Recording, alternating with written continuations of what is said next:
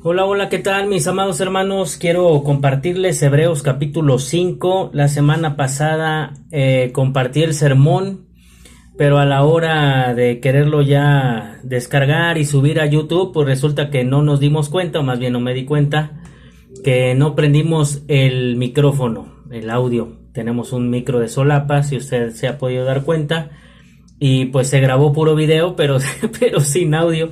Entonces me estoy dando a la tarea el día de hoy para poder compartir con ustedes pues brevemente Hebreos capítulo 5, lo que fue un sermón de casi una hora. Voy a tratar de reducirlo yo muy poco, pero bueno, por lo menos para que aquí en nuestro canal de YouTube esté Hebreos capítulo 5. Pero bueno, le comparto por qué se hace esto, porque no prendí el micrófono, ¿sale? Entonces, muy bien, vamos a Hebreos capítulo 5, hermanos, y vamos a leer primero el 1 al 6.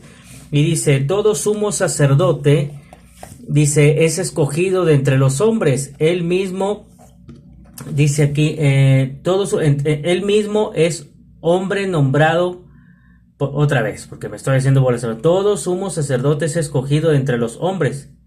Él mismo es hombre nombrado para representar a su pueblo ante Dios y establecer dones y sacrificios por los pecados. Puede tratar con paciencia a los ignorantes y extraviados, ya que él mismo está sujeto a las debilidades humanas. Por tal razón se ve obligado a ofrecer sacrificios por sus propios pecados, como también por los de su pueblo. Nadie ocupa ese cargo por iniciativa propia, más bien lo ocupa el que es llamado por Dios, como sucedió con Aarón. Tampoco Cristo se glorificó a sí mismo haciéndose sumo sacerdote, sino que Dios le dijo: tú eres mi hijo, hoy mismo te he engendrado hoy. Y en otro pasaje dice: tú eres sacerdote para siempre según el orden de Melquisedec, ¿sale? Entonces lo primero que vemos en estos versículos, hermanos, del 1 al 6, acá tengo yo mi tablet de este lado. Lo que nos dice primero en estos versículos, el autor sigue tratando y nos deja en claro la superioridad de nuestro Señor Jesucristo, la superioridad del sumo sacerdote, ¿sale? Recuerda usted que venimos hablando de eso, que Jesús es superior al sumo sacerdote. Pero encontramos tres aspectos, por lo menos en esto que nos menciona el sacerdote. Dice tres aspectos. Primero, el sumo sacerdote es representante de Dios. El sumo sacerdote es un representante de Dios aquí en la tierra. Bueno, eso era en tiempos del Antiguo Testamento, hoy obviamente ya no, pero él era el representante de Dios aquí en la tierra. Déjame ver aquí. No, ya. No. Pum. Ahí está, ya. Entonces, lo primero es que es representante de Dios aquí en la tierra. Segundo, debe ser paciente con los ignorantes y extraviados. Es lo que acabamos de leer. Si usted leyó conmigo, o si usted medita en el pasaje que ahorita acabamos de leer en estos versículos del 1 al 6, dice aquí que dice aquí el versículo 2, puede tratar con paciencia a los ignorantes y extraviados, ya que él también es bueno, etcétera. Entonces, él puede incluso, y cuando dice que él puede, porque dice así, puede tratar a los ignorantes y extraviados, dice, él mismo es nombrado, dice, y puede tratarlos ya que él mismo está sujeto a las debilidades humanas. Este asunto, hermanos, de que está sujeto a las debilidades humanas, nos indica que el sumo sacerdote también podía extraviarse y ser un ignorante. Y ahora, hermanos, esto, a lo mejor a usted le sorprende esto que le estoy diciendo, pero no debe sorprenderle, porque los hijos de Elí fueron nefastos, ¿verdad? Como sacerdotes. Aunque él era el sumo sacerdote, pues él fue nefasto porque permitió que sus hijos hicieran lo que tenían que hacer. Más bien, permitió que sus hijos hicieran lo malo ante los ojos del Señor. Y después Samuel también, ¿verdad? Que con los líderes, con los sacerdotes que él tenía, pues también sus hijos mal. Entonces no debe de extrañarnos que también los sumos sacerdotes se podían extraviar. De hecho, bueno, los sacerdotes o sumos sacerdotes, bueno, más bien sacerdote y sumo sacerdote. De hecho, ahora que estuvimos viendo y analizando absolutamente todo el libro de Jeremías, pues usted recordará también que los sacerdotes se desviaban para hacer lo que el pueblo quería en lugar de hacer lo que Dios ordenaba o hacer lo que Dios quería, ¿sale? Entonces eso nos debe quedar bien en claro. Entonces, lo primero es un representante de Dios, no es cualquier cosa el sumo sacerdote. La segunda es ser paciente con los ignorantes y extraviados, que él puede incluso caer, por eso él hace sacrificio por él mismo, porque él puede caer. Y en este aspecto, Richard Cargill en su libro menciona lo siguiente, cito: el sacerdote debía tener el sentimiento correcto hacia los hombres, necesitaba la habilidad de no perder los estribos con alguien que era necio y no aprendía, no tenía que enojarse por alguna falta ni aprobarla. El sacerdote eficaz ejercía una poderosa compasión que amoldaba al pecador hasta que se encaminara bien. Esa es la idea, hermanos. Y hoy como cristianos, ahora como hijos de Dios, en este caso como pastor, me corresponde hacer eso, que usted camine, que usted venga bien en el camino. Algunos no entienden nuestra labor pastoral y a veces piensan que uno los está hostigando, hermano, porque no vino, hermano, estoy orando por usted, hermano, no le he visto, hermano, veo que no está creciendo, hermano, ¿qué está pasando? Porque no alcanzan a entender este asunto de que tenemos, ahora yo hablo como pastor, pero todos tenemos la idea, si estamos viendo, la Escritura nos invita a animarnos unos a otros, a exhortarnos unos a otros, levantarnos unos a otros, animar al débil, levantar al caído. Eso es lo que nos corresponde. Al que está creciendo muy lento, pues animarlo, hermano. Hey, ¿en qué podemos ayudar? No podemos dejar todo al pastor, pero podemos hacer muchas cosas en conjunto como vida en comunidad que tenemos como iglesia. Y la tercera cosa, el sumo sacerdote, bueno, y fin de la cita, ahí ya no dije, pero termina esta frase, Cargill: el sacerdote eficaz ejercía una poderosa compasión que amoldaba al pecador hasta que se encaminara al bien, o hasta que se encaminara bien. Fin de la cita. Y la tercera cosa es llamado por Dios como lo fue Aarón. Entonces quiero que entendamos, hermanos, Aarón fue llamado por Dios, es un ser humano que Dios llamó al sacerdocio. Jesús, quiero que entendamos, porque obviamente hace la comparación el escritor de Hebreos, Jesús hace la comparación entre Jesús y Aarón, o el sacerdocio de Jesús y el sacerdocio de Aarón. Jesús fue el perfecto sacerdote y el perfecto sacrificio, ¿sale? De hecho, Jesús ni siquiera viene del linaje de sacerdotes, porque esos vienen de la tribu de Leví. Jesús viene de la tribu de Judá, que es una tribu distinta. Entonces, Aarón fue llamado por Dios y murió. Jesús fue el Hijo de Dios, llamado por Dios, murió, pero resucitó. Entonces Jesús es nuestro sumo sacerdote, pero también es un perfecto sacrificio. Jesús no tuvo, así como Aarón hacía sacrificio por él mismo, como acabamos de leer aquí, Jesús no hizo sacrificio por él mismo. Jesucristo hizo sacrificio por ti y por mí. Por eso Jesús es el perfecto sumo sacerdote y es el perfecto sacrificio también, ¿sale? Versículos del 7 al 10, hermanos, bueno, y menciona ahí, ¿verdad? Tú eres sacerdote para siempre según el orden de Melquisedec. En el capítulo 7, ahorita no lo vamos a ver, pero porque ahorita por lo menos 2 o 3 veces va a mencionar a Melquisedec. Hasta el capítulo 7 vamos a entrar un poco más de lleno en Melquisedec, así que les invito a que aguantemos ahí un par de sermones más. Bueno, nada más el 6, y ya el 7 ya tocaremos un poco más a profundidad el tema de Melquisedec, ¿sale? Versículos del 7 al 10 dice: en los días de su vida mortal Jesús ofreció oraciones y súplicas con fuerte clamor y lágrimas al que podía salvarlo de la muerte, y fue escuchado por su temor reverente. Aunque era hijo, mediante el sufrimiento aprendió a obedecer. Quédate con esa frase. Al ser así perfeccionado, llegó a ser autor de salvación eterna para todos los que le obedecen, y Dios lo nombró sumo sacerdote según el orden de Melquisedec, ¿sale? Hasta ahí me quedo. En estos versículos de 7 a 10, ¿dónde encontramos a Melquisedec, hermanos? Que Melquisedec va a aparecer allá en Génesis con Abraham, antes de la ley, antes de las tribus, antes de la tribu de Leví, antes de la tribu de Judá, antes de todo. Ahí en Génesis capítulos 14 del 17 al 20 aparece Melquisedec, que es sacerdote y rey, ¿sale? Ese es un oficio que Dios le permitió a Melquisedec, ¿sale?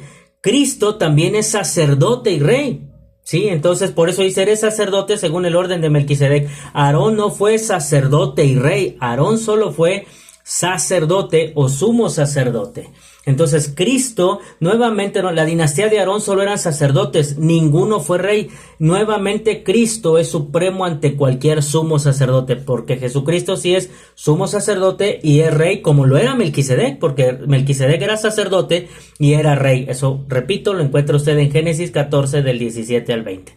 El Señor fue escuchado, pero aún así fue a la cruz, porque dice aquí que fue escuchado. sus súplicas fueron escuchadas y el Señor lo consoló. Pero él sabía que tenía que ir a la cruz, pero recibió consuelo y en medio de su sentir, en medio de su sufrimiento, él se hizo obediente hasta la muerte y muerte de cruz. Entonces el Señor fue escuchado, pero aún así fue a la cruz, fue escuchado para que le dieran el consuelo y el ánimo que requería para seguir el camino de la cruz. Porque recuerde usted que hay en el huerto de Getsemaní, Jesús obviamente clama al Padre, le pide a 3 discípulos que oren con él, no pueden, hay que entender, hermanos, cansados, agobiados, no sé qué tanto pasó ese día los discípulos obviamente, pero estaban cansados, no pudieron orar a Jesús, con Jesús no pudieron acompañar a Jesús, pero dice que un ángel vino y le consolaba. Sale entonces ya cuando el Señor baja con ellos, sí, Señor, no, ya viene el que me va a entregar, él ya estaba listo para ir. Entonces, lo siguiente que podemos aprender aquí es que dice el autor aquí, mediante el sufrimiento aprendió a obedecer. Mediante el sufrimiento aprendió a obedecer. ¿Estás sufriendo, hermano? ¿Estás sufriendo?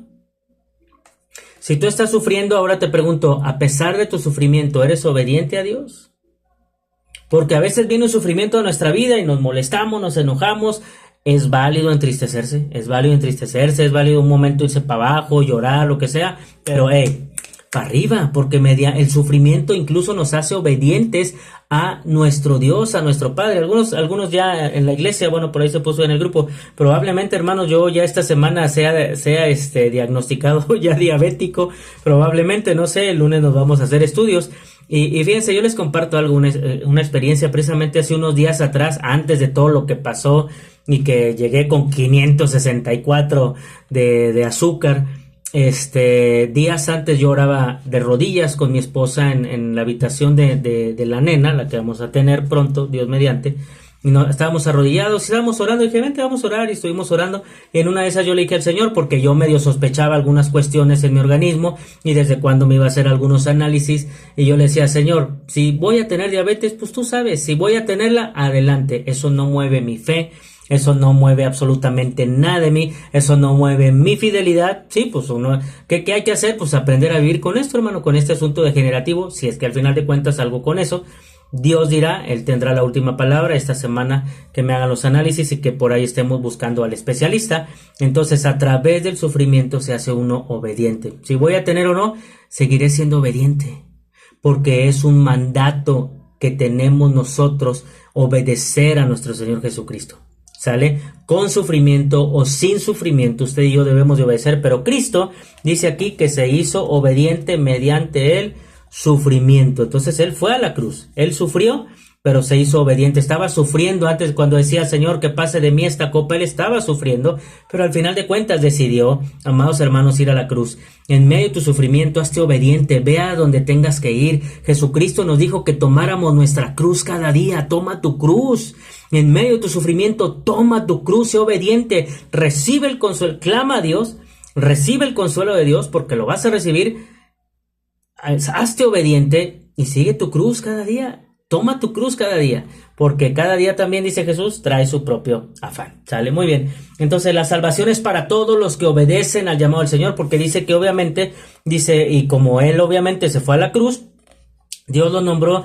¿Dónde está? Dice, entonces, Él es el autor de la salvación. Dice, aunque era hijo, mediante el sufrimiento aprendió a obedecer. Al ser así perfeccionado, llegó a ser autor de la salvación eterna para todos los que le obedecen. ¿Sale? Entonces es una salvación eterna. Con un solo sacrificio nos dio salvación eterna. ¿Sabes cuántos sacrificios tenía que hacer el sumo sacerdote? 1 anual. Durante toda su vida que viviera el sumo sacerdote debía de hacer el sacrificio anual por el pueblo. Con Cristo fue una sola vez y para siempre, y nada más. ¿Sale? Nada más, y con ese fue suficiente. Del 11 al 14, hermanos, encontramos lo siguiente, del 11 al 14, y con esto se concluye el capítulo 5. Dice, sobre este tema, o sea, del asunto de la salvación y de lo que Dios ha hecho, de lo que Jesucristo ha hecho, y de la supremacía, y según el orden de Melquisedec y todo eso, sobre este tema tenemos mucho que decir, aunque es difícil explicarlo porque ustedes se han vuelto apáticos y no escuchan. Está diciéndole esto a los hebreos, a los lectores de la carta. y que ya se aplica también para nosotros hoy en día, dice, en realidad a estas alturas ya deberían ser maestros. Sin embargo, necesitan que alguien vuelva a enseñarles los principios más elementales de la palabra de Dios. Dicho de otro modo, necesitan leche en vez de alimento sólido. El que solo se alimenta de leche es inexperto en el mensaje de justicia. Es como un niño de pecho. En cambio, el alimento sólido es para los adultos, pues han ejercitado la capacidad de distinguir entre el bien y el mal. Y yo te hago la pregunta, ¿sabes distinguir entre el bien y el mal? Si luego dices, ay, es que esto no sé si es bueno o es malo, estás tomando lechita, hermano. No has crecido como debes de crecer, ¿sale? En estos últimos versículos encontramos varias cosas, encontramos por lo menos 3 cosas. La primera, el autor se queja de la apatía de sus lectores. Cuando hay apatía, amados hermanos, en la vida de un creyente, se volverá perezoso para escuchar la palabra, y eso lo lleva a una vida de desobediencia, obviamente. Entonces, empezamos con la apatía va a generar seguramente pereza, y la pereza te va a llevar a una desobediencia, porque el perezoso no quiere trabajar, el perezoso no quiere esforzarse, el perezoso quiere todo en la boca, como un bebito, como un niño chiquito, como alguien que necesita leche, precisamente como lo que dice el autor. Ahora, la intención de la palabra apático en el griego, hermanos, tiene la intención de ser un holgazán. Entonces, bien puede decir el versículo de la siguiente manera. Dice, en realidad a estas alturas ya deberían ser maestros, sin embargo necesitan que alguien vuelva a enseñarles los principios.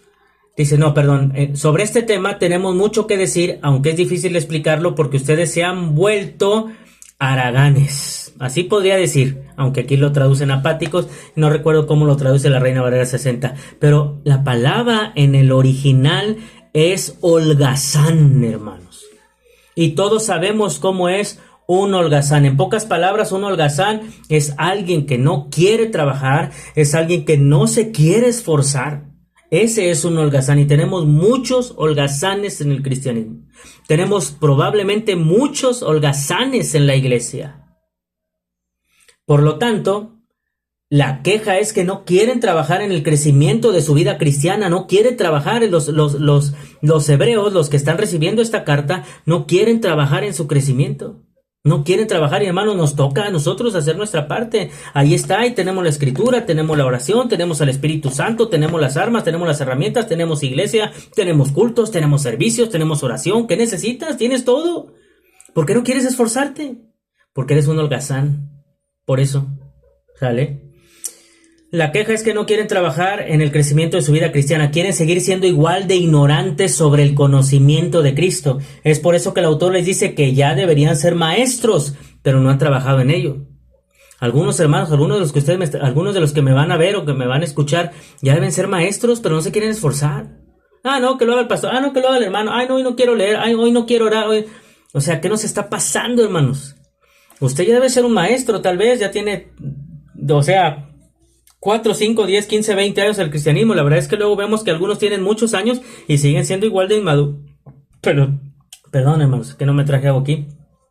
Siguen siendo igual de inmaduros, siguen siendo igual de rebeldes, de necios, de tercos, su orgullo hasta acá arriba. Sí, diría mi mamá, el hambre te tumba y el orgullo te levanta, ¿verdad? Luego así decimos, ya deberían ser maestros. ¿Qué está diciendo? Ya deberían de estar acá, deberían de estar en este nivel. Pero como quieren seguir tomando lechita, pues está acá, porque no le podemos dar el alimento sólido, porque están de haraganes, porque están de holgazanes, porque están de perezosos y obviamente están de desobedientes. Necesitamos, amados hermanos, crecer. Cada uno nos queda claro a nuestro tiempo y momento, pero debemos crecer. Debemos crecer definitivamente, ¿sale? Versículos 13 y 14. En los versículos 13 y 14 el autor compara compara quien quiere tomar lechita y que recibe hace la comparación del que toma lechita, y del que toma el alimento espiritual. El inexperto es como un niño de pecho, siempre dependiendo de alguien, hermanos. En cambio, el que ya toma alimento sólido es aquel que distingue entre el bien y el mal.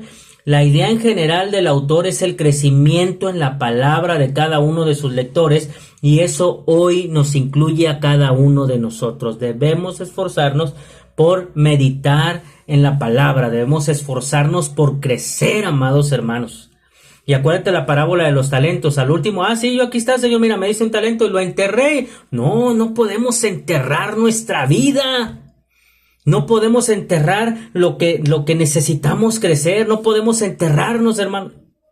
Como no sé qué animal es, no me acuerdo, la garza, no sé, disculpe mi ignorancia, pero una que mete ahí, ¿verdad? La cabeza en un agujero. Así hay creyentes a veces metiendo la cabeza nada más en el agujero. No vamos a crecer, necesitamos crecer sin duda alguna. Entonces la idea general del autor es el crecimiento en la palabra de cada uno de sus lectores, y eso nos incluye a nosotros como creyentes en Cristo. Si verdaderamente queremos crecer, debemos estar atentos a la pereza y a la holgazanería espiritual. Te lo voy a repetir. Como creyentes en Cristo, si verdaderamente queremos crecer, debemos estar atentos a la pereza y la holgazanería espiritual. El autor, o sea, sí nos damos cuenta, hermanos, cuando tú no lees, necesitas darte cuenta, y si no te estás dando cuenta, Señor, ayúdame, que tu Espíritu Santo me redarguya, para que yo pueda entonces crecer, para que pueda orar como es, meditar como es en la palabra de Dios, ir a la iglesia como es, estar apoyando el cuerpo de Cristo, estar en el rebaño, etcétera. Entonces, el autor de Hebreos está tratando de incitar y estimular a sus oyentes a que estudien, se concentren, oigan y aprendan. Esa es la idea de él. Esa es la idea del autor. Todos necesitamos estar aprendiendo siempre, porque la vida cristiana es una escuela, hermanos. La vida cristiana es una escuela. En conclusión, hermanos, Jesús es el ejemplo de madurez y crecimiento a nuestra vida. Vayamos a Él para que nos ayude, nos guíe, nos enseñe y nos permita crecer. Y allá en Lucas, si no me equivoco, Marcos 1:35. No, en Lucas, es el Lucas en donde nos enseña que Jesús crecía en estatura, en sabiduría, conocimiento y en gracia para con Dios y para con la gente. Entonces Jesús es nuestro ejemplo de crecimiento. Vayamos a Él. Si tú te estás estancando, ve a Él, dile: Señor, la neta me estoy estancando espiritualmente. La neta no estoy creciendo como debe de ser. Ayúdame. El Señor no se va a enojar, ahí está, pero no seas holgazán. Adiós a la pereza espiritual. Vamos y busquemos al Señor para que usted pueda crecer como es. Usted tiene que estar pegado a la vid. Nosotros no somos una vid, nosotros somos los pámpanos. Él es la vid, Él es el tronco, Él es esa raíz, Él es el que nos alimenta. Usted debe estar pegado ahí, no separado, no cayéndose. Debe estar pegado para poder chupar esa savia, eso que Él nos da, todo eso que produce el árbol y que alimenta las hojas, las ramas, todo eso que implica. Debemos ir a la vid, vayamos a Él para que demos fruto a 100 por uno a su tiempo. Muy bien, espero este sermón breve, ¿verdad?, haya sido de bendición a su vida. Le mando un abrazo, cuídese mucho, que le bendiga. Déjeme hacer una oración. Padre, gracias por la bendición de poder compartir la palabra, Señor. Pues el domingo pasado se nos olvidó el micrófono, pero bueno, aquí estoy resumiendo, Señor, el sermón de ese día. Y yo espero, Señor, que esta palabra sea útil y de bendición a quien la ve y a quien la comparte. Ayúdanos a crecer, ayúdanos con la holgazanería, Señor, espiritual, con la pereza espiritual, Señor. Gracias porque tú eres superior a todo. Te amamos y te bendecimos en el nombre de Jesús. Amén. Que Dios me los bendiga, hermanos. Saludos.